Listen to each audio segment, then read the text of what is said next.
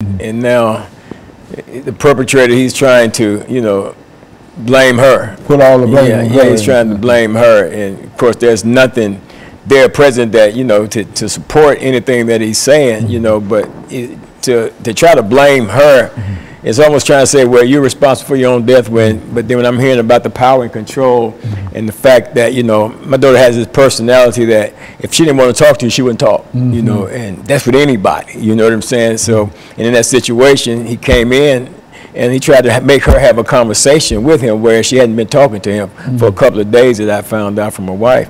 And he tried to make her talk to him. You know, this same thing he told me. And what I didn't know, I knew that when I picked him up, he had her car keys and her cell phone and stuff like that. But what I didn't know was that she was, until I heard his testimony, viewed his video testimony, that she was actually trying to leave. And he came out of the house, her house.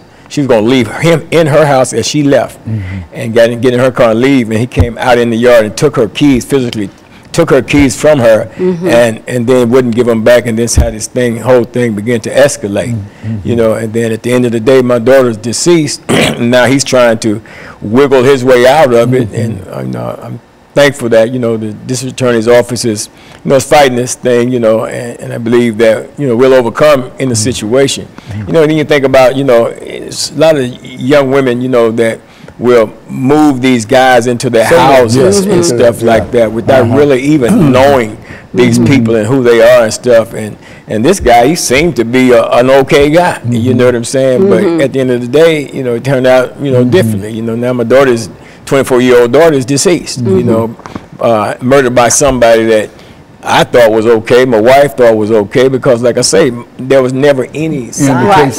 And batterers don't tend to wear a sign that say I'm a batterer on the back. The relationship always usually starts off good. Just like, and I go back to the Medea's family reunion example, it always starts off good. And we want to believe the best about people. And so he raises some really good points about how this batterer is building up this situation. Batterers really act good in public often, because when the victim finally reaches out and says, this person is hurting me, they're going to say, are you kidding me? He's always at the church. He's so nice. He helps the pastor. And you're going to tell me that you must be doing something wrong. So this is the kind of game the batterer plays. And the batterer always, most always does not want to take ownership for their behavior. So let me just take a moment to talk about batterers intervention programs. So if I commit domestic assault, I will go, most likely I'll be arrested, and I'm supposed to be arrested, immediately arrested, and I'm supposed to be held for 12 hours, okay? That's everywhere. That's here in Davidson County too. 40 seconds. Oh. But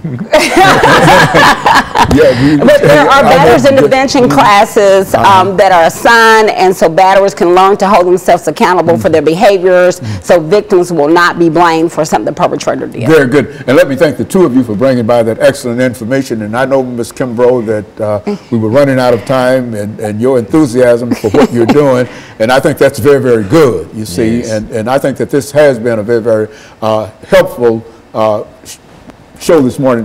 And let me encourage our audience to tune in again next week for another informative edition of Comments. Thank you and good morning.